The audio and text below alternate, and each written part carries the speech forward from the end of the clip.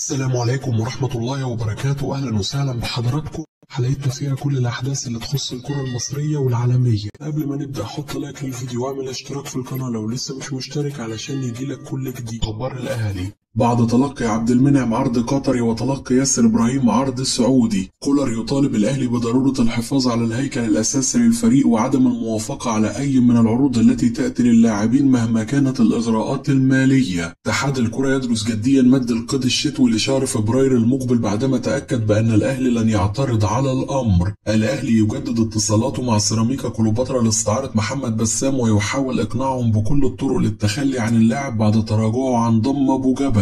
ومصدر يؤكد أنه إذا لم يحدث خلال الساعات القليلة اتفاق لن يكون أمام النادي خيار آخر سوى التعاقد مع علي لطفي من زد، وذلك رغم تحفظ كولر على هذا الخيار حتى الساعات الماضية. مصدر بالأهلي يؤكد أن خيار التعاقد مع محمود الزنفولي حارس الداخلية على سبيل الإعارة مطروح على الطاولة، لكنه خيار متأخر للغاية ولن يتم اللجوء له إلا لو فشلت كل الخيارات الأخرى التي يعمل النادي عليها، بعدما غضب اللاعب بشدة من الطريقة التي تراجع بها النادي عن التعاقد معه.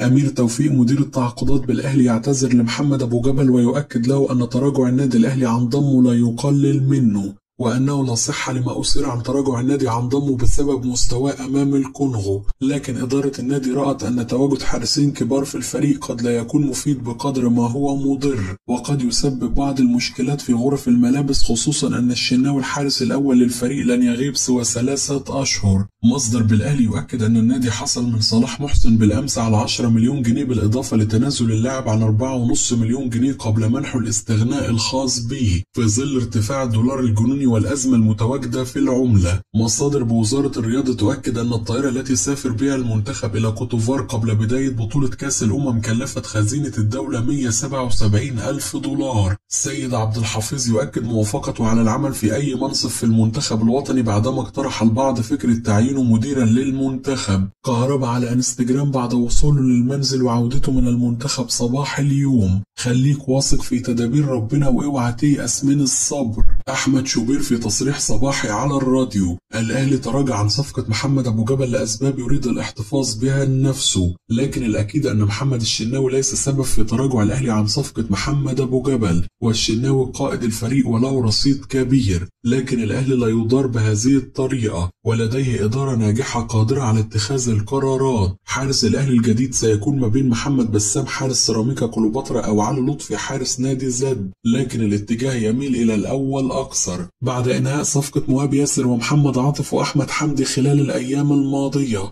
الزمالك يضع اللمسات الأخيرة على صفقتي عبد الله السعيد وسيف فاروق جعفر ثنائي بيراميدز تمهيدا للإعلان الرسمي، ويصارع الزمن لضم ناصر ماهر ومحمد شحاتة وياسر حمد المدافع الفلسطيني وموتيبا المهاجم الأوغندي قبل إغلاق باب القيد. وزير الشباب والرياضة: لا توجد أي نية لإقالة اتحاد الكرة بعد الخروج من بطولة كأس الأمم الإفريقية، خصوصا أنه يوجد انتخابات جديدة في الربع الأخير من العام الحالي ولن نتعجل في اتخاذ قرارات سريعة، لكن إذا تقدموا باستقالتهم فالأمر يختلف. اتحاد الكرة في الموسم الماضي والحالي فرغناه فقط للمنتخبات الوطنية، والاتحاد دوره أن يصل بالمنتخب لأعلى درجة ونحن خلفه وداعمين له. قمنا بواجبنا على أكمل وجه وقدمنا لهم كامل الدعم المادي والمعنوي كذلك، لدرجة زيارة الرئيس السيسي لمعسكر المنتخب لدعمهم قبل البطولة. طلبنا من اتحاد الكرة في خطاب رسمي يوم أمس أن يخبرنا بكل التفاصيل الخاصة بخروج منتخب مصر من بطولة كأس الأمم والأسباب التي أدت لذلك، ولا بد من مراجعة الجزء القانوني والمبررات الفنية. وطلبنا أيضا تقرير فني عما حدث في كوتوفار وكل الاحتمالات مطروحة لإقالة فيتوريا أو عودة مواطنه كارلوس كروش. الإنجازات الكبيرة لم تحقق إلا مع مدربين مصريين مثل حسن شحاتة الذي حقق البطولة 3 مرات من قبل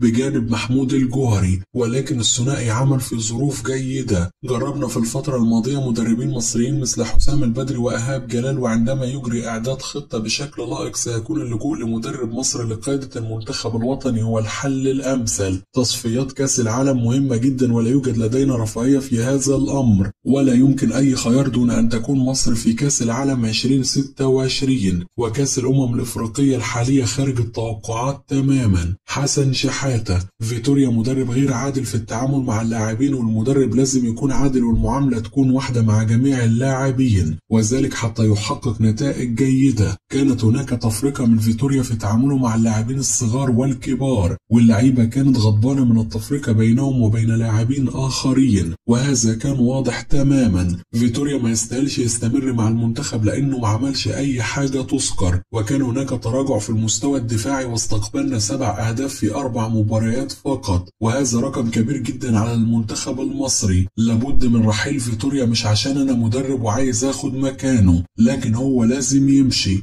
احنا من أكبر الدول وأحسن الدول اللي بتلعب كورة، والمدرب الوطني هو الأفضل لمنتخب مصر، ولازم مدرب يحس ببلده ولاعبيه ويتعامل معهم باحترام وشكل جيد. وحسام حسن هو الأنسب لتولي تدريب المنتخب في الفترة القادمة، وأهم شيء عندما يتم التعاقد مع مدير فني وطني يحصل على فرصته كاملة وعدم رحيله بعد مباراة أو 2 مثلما حدث مع إيهاب جلال. إبراهيم حسن: حسام حسن هو أقدم وأكثر خبرات من المدربين المصريين المتواجدين على الساحة حاليا، بالإضافة إلى اسمه والإنجازات التي حققها كمدرب، حيث قاد منتخب الأردن للوصول إلى نهائي كأس الأمم بدون هزيمة، ولعب لأول مرة في تاريخه بملحق تصفيات كأس العالم أمام أوروغواي، وتصنيفه كان الرابع على آسيا قبل منتخبات قوية لديها إمكانيات كبيرة. حسام حسن كان من المفترض أن يتولى تدريب المنتخب منذ أكثر من عام. أنا مش بتكلم عشان أنا إبراهيم حسن، لكن اللي بيتعمل كتير، وأنا بتكلم كواحد من الجمهور وليس كشقيق حسام حسن. حسام حسن خارج المنافسة مع أي مدرب مصري آخر، ولم يحدث في تاريخ أي دولة في العالم أن يحدث كل مرة استفتاء على مدرب المنتخب ويحصل حسام حسن على 85% من نتائج التصويت وفي الآخر ما يمسكش. أكيد في حاجة غلط. حازم إمام هو اللي تبنى فيتوريا وتعاقد معه. الفلوس لو كان بيطلعها من جيبه عمره ما كان هيمضي بهذه المبالغ. لو المسؤولين عن المنظومة الرياضية بيقولوا العضو مجلس الإدارة المسؤول عن اختيار مدرب أجنبي، أنت اللي هتبقى مسؤول عن الشروط في العقد، لو حدث أي إخفاق وكانت اختياراتك غلط كان هيخاف يتعاقد بهذه المبالغ. المشكلة إنه بيمضي ومش فارق معاه مين هيدفع، هو عارف إن في بلد هتدفع، وفيتوريا لو بيشتغل في أكبر نادي في البرتغال مش هياخد المبالغ اللي بيتقاضاها مع المنتخب الوطني. فيتوريا بياخد المبلغ ده بناء على إيه؟ فهو ليس لديه أي خبرات في تدريب المنتخبات، حيث لم يسبق له حتى تدريب منتخب شباب أو ناشئين، واللعب في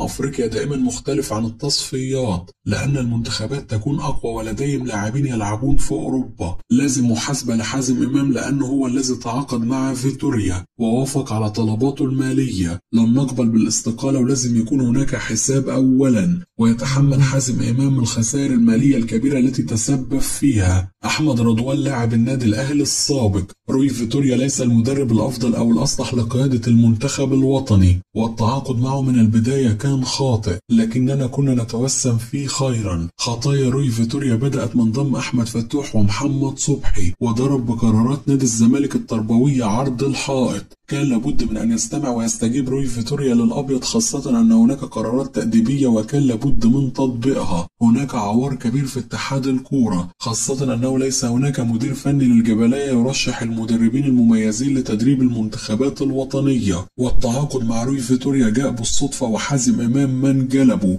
وعليه تحمل المسؤولية. كده تكون انتهت أخبارنا، نشوفكم على خير في حلقة جديدة.